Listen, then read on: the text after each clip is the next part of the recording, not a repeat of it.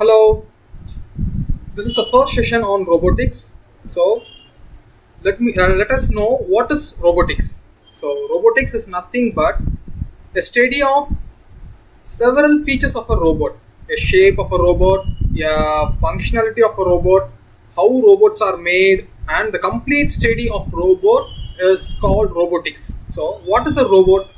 A robot, the question, as soon as we hear this question, what comes into our mind is a naked figure of a robot. So you can look into an image in which naked image of a robot is represented. So, okay. In this image you can see various parts. Okay, so what is a robot?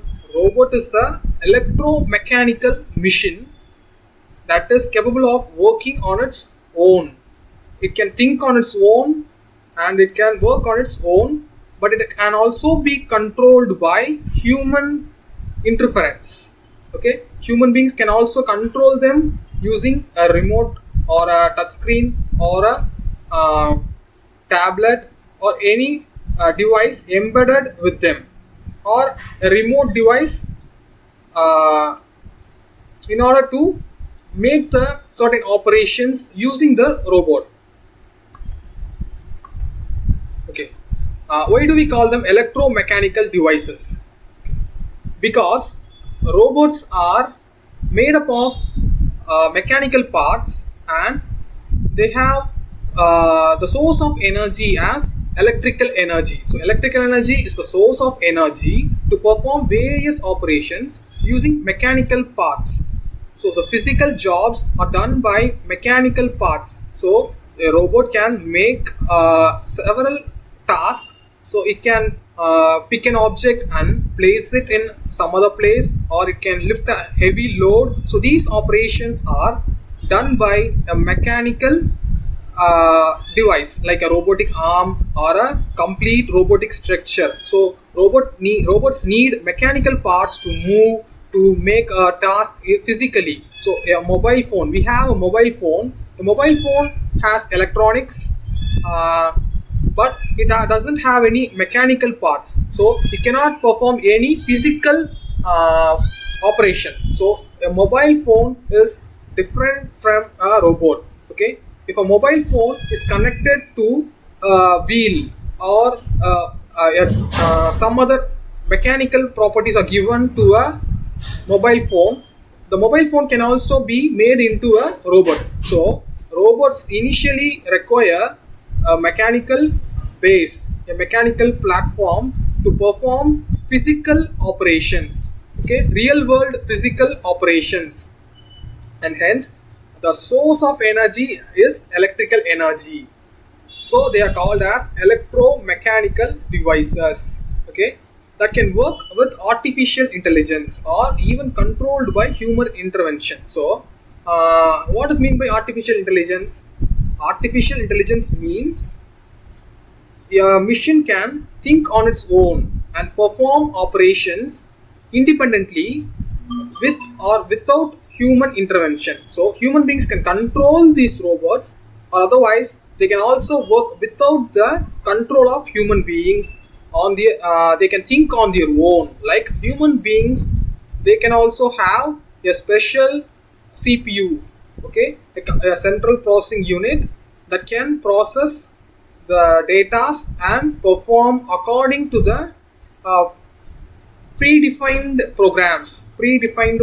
They can think and make a decision automatically. So they can think and make a decision on their own without human intervention. But these artificial intelligent programs are to be coded by, or to be predefined by humans. Okay, without human beings, the machines cannot develop themselves, or they cannot perform any operation completely. So basically there will be some human intervention. Okay, but the percentage of human intervention is very less when compared to normal machines. Okay, for a normal machine, for a normal mechanical device, it needs a lot of human intervention for making a work. but for robots the human intervention is very less, so they can perform any task, any operation simultaneously, faster with high accuracy, so that we are using robots in most of the applications. Okay, uh, we already said that source of energy is electrical energy, so that only we are calling it as electromechanical machine. Okay, why? How do the energy is stored? Okay, the energy is stored using a battery and it is kept inside a robot. Okay, why do we use electrical energy and why do we use a battery? So, electrical energy is the most efficient for energy transformation or energy transferring from one part to another through wires. So easily we can transfer electrical energy through wires through all parts of a robot, and we can also store large amount of energy in a little compact battery pack. So this battery pack can be movable and it can be taken anywhere. Okay, so that only we are using batteries. Okay, these batteries are placed inside the robots. These batteries can be charged whenever we require a charge. Okay, so batteries are used in robots as source of energy. Okay, to charge the battery we might use wind energy, solar energy or any form of energy, but the batteries uh, require a capacity of portability, so we can take it anywhere and it is smaller in size. Okay, petrol is also a fuel, it is a fossil fuel and it also has energy. Coal is also it also has some energy, and there are several other energy providing fuels, but these fuels are not more feasibly, it can't be more feasibly used in robots. Okay, petrol can be used as a fuel in car, but it requires an IC engine, internal combustion engine, to transform the energy into mechanical movement. Okay, this process takes a large space. It needs more weight to power ratio, but the batteries provide the weight to power ratio. For less weight they provide more power, so that we use batteries in robots, so that robot can be lightweight and can be moved anywhere. Okay, next is we call them as electromechanical machines. Now, so what is mechanical? Okay, we shall imagine a human body along with a robotic platform. So if we convert a human body into or a humanoid robot, we are making a humanoid robot. Each joint will have a mechanical system. So this mechanical system is very important and it can alone make a physical job. So each mechanical system comprises of several parts. So some of the parts are gears, springs, levers, universal joints. So these parts will be different to hear for you, but these parts will be taught in depth in upcoming classes. Okay, so gear is nothing but a simple circular toothed particle. So this is used to transfer energy from one part to another. Okay, levers, you might have seen levers in car, bus, and it is used to change the gear. Okay, level 1 to level 2, like that. So similarly in a robot, gears will be used to change some of the movements. Okay, so to reduce or to increase the speed of a arm, like that, levers will be used. So in depth we will see about levers also. Universal joints. Okay, universal joints are the joints used in various parts of the robotic arm. Okay, they can move in different directions according to the joints. So universal joints are used. Springs are used for movement, forward and backward movement. It uses compression and expansion. So differentials are used to change the direction of movement, direction of rotation. Okay, chassis. The chassis is the basic skeleton where all the mechanical and electrical components are mounted. So chassis forms the basic skeleton for robot. Actuators are of different types. It is also a moving component. It will be of pneumatic and hydraulic, Likewise, if a pneumatic means, air will be compressed air will be used to move the components, and it is a hydraulic actuator. It will be using liquid like water or any other oils to control the forward and backward movement in actuators. So actuators are of different types. We will be looking into that in the upcoming classes. Okay. Okay. Most of us have broken some toys, and we have looked into what's inside. Okay. Most of us have seen something like this. Okay, this is a small motor. This motor is nothing but a device that can convert electrical energy into mechanical rotation. Okay, and again these rotating devices will convert the speed into torque. Okay, these things will be explained in detail in upcoming classes, so that you will know what is speed, what is torque, and how to vary speed and torque. Okay. The next is processor. Okay, everything needs a program. So programs are to be embedded inside a robot. So how to embed a program in a robot? We need an electronics platform. So electronics platform controls the robot so that energy, all the parts of the robot can be controlled in order to perform a desired operation. So a robot needs a electronic platform. It is called the motherboard. So motherboard will have a processor. The choice of processor, how to choose a processor. So we need to have a high performance processor. Why do we need high performance processor? Because there will be large amount of data to be processed for a robot. These data are how do we get these data?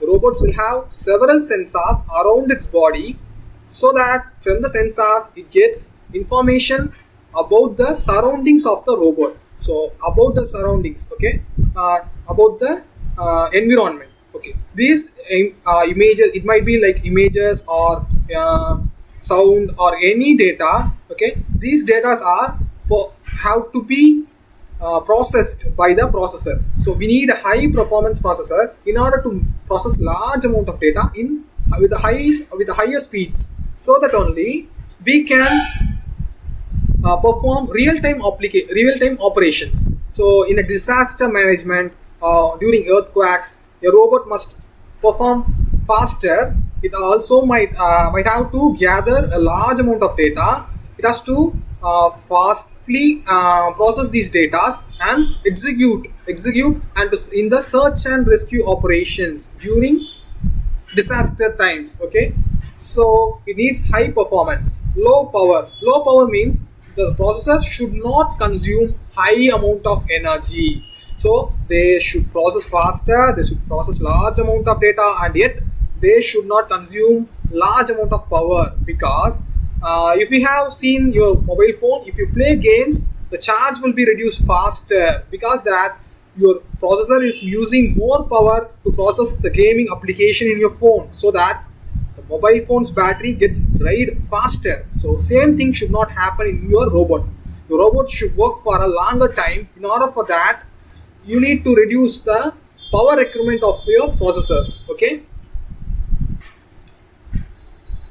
With data storage. Okay, why do we need data storage? Data storage is used to back up information and data and process it whenever it is required. For example, you are meeting a robot and it's asking your name.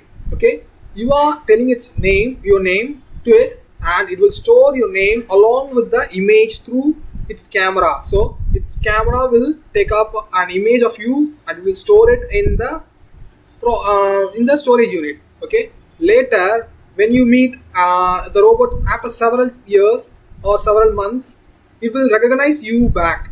Okay, how it can recognize you? The data will be stored in a data storage unit, or it will be stored in a cloud storage unit. Okay, from the storage unit it will compare the current image of your face and the existing old data. Okay, by comparing them, it will provide you an output. Okay, it will provide you an output, and it will call you back by your name. Okay, by calling you back with your name. it will recognize you and will call you back with your name. So it has remembrance. So hence data storage is essential. So large amount of data has to be stored in the processor or in the motherboard. So it should have built-in storage unit. Okay, sensors. Normally human beings will have sensory organs like ears, nose, eyes. We can also feel touch. So similarly, robots also have some sensory organs, so they can feel. They can also feel touch. We use touchscreen tablets to control the robots. Okay, touchscreens embedded on the robot that can be used to control the robot. Okay, they also have a light sensor so that they can feel the source of light. They have a sound sensor, that is a microphone. It hears whatever we speak and it replies back to us. Okay, processing the sound through the microphone. They receive the sound, they process the sound, and they receive it as a command. They work back according to the sounds received. Ultrasonic. So ultrasonic sensors are sensors used to detect obstacles in their path. So each sensor will be there are more sensors. We will be knowing them in one by one by upcoming classes. Okay, the next is programming. What is programming? So programming is nothing but a command, a text that we know in our language, in our that humans can alone understand. These text can be converted into some binary form like zeros and ones, 0001s, like that, full of binary numbers. So binary numbers are alone fed into the robot's microcontrollers and ICs. So these values are generated by the programs. So these programs are compiled. Okay, these programs are compiled and converted into zeros and ones and embedded or uploaded into the processor of the robot, so that it can process and it can act according to the information provided by us through codings. So everyone cannot program using high level programming languages. Okay, everyone cannot learn Python, everyone cannot learn .NET or any other high level programming language. Okay, so common people should use robots. So okay, they must also work along with the robot. So for making them easier to control, we use a graphical control interface. So this is a graphical control interface. In this interface, a graphical representation of a robot will be there. You can move the robotic arm using your joystick or a mouse pad. So after moving, exactly the same movement will be followed by the real-time robot. Okay, robotic arm. So exactly the same movement will be repeated by the robotic arm, so that anyone can program a robot easily without any programming language. Okay, now we are going to see what are the different types of robots. Okay, there are different types of robots. Okay, you are looking into is a droid, BB-8 droid. What does this mean? A BB-8 droid is nothing but it is a omnidirectional robot, so that it can move its own body. Okay, it looks like a ball. It can move any place. It can move to any place. It can roll on. Okay, this is a different mechanism. We will look into it in depth. So just now we spoke about a ball-shaped robot, and this is a insect-shaped robot. So it exactly looks like an insect. It is smaller in size. It is used in military applications in order to spy out enemy lines. Okay, these devices are these are also robots. These robots are sent to enemy lines in order to get information about the enemy without entering the enemy lines. Okay, we can get more informations. This is a car-like robot. This can also be used in various applications. This is looking simple and it can move only in plane surfaces. Okay, it can also detect the objects around them. It can also detect the pet and other living organisms also. It can also give us live feedback. Okay, next is a walking robot. Okay, the robots might also have legs to move. Okay, it might be have having two legs, okay, biped or a quadruped. Quadruped means it might have four legs. Hexapod means it might have six legs. So it look like an insect or anything, so that it can move any terrain surface. And some other option is that it is the this triangular chain belt. Okay, this mechanism will also help in faster movement in terrain surfaces. So in mountains and other places, this shape is used for faster movement. Okay, and drones. So drones are also robots. They can fly high in the sky. They can help people during rescue operation. They can provide life-saving jackets for people stuck in the middle of ocean. They can be used in any application. Just the locomotion is different for each type of robot. So types of robots are mainly classified with locomotion. So according to the locomotion movement of the robots, they are classified into different types. Okay, this is a fish-shaped robot. This is a model of a robot. This robot can move under the water. It can provide us detailed information about everything under the ocean. So robots can be designed in any shape to perform according to the application we require. According to the usage, robots can be designed in any way. Okay, till now we have been speaking about robots of present and future, but there are some depictions that several thousand years back there were been some robots. So this is a depiction. This shows a man is making a toy or something exactly like a human being, and it also works and speaks like a human being. There are also some depictions that a mechanical head speaking about time. This is also from the several thousand years back. This is also a depiction.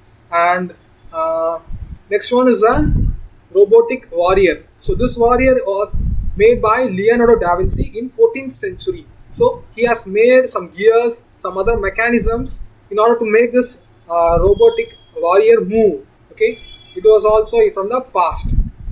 So we till now we have seen about the robots from the past and the present robots. So in upcoming classes we will learn in depth about each topic today we have discussed now. So each topic we will be discussing, and we will be learning about more about each single word. Okay, so don't worry about it.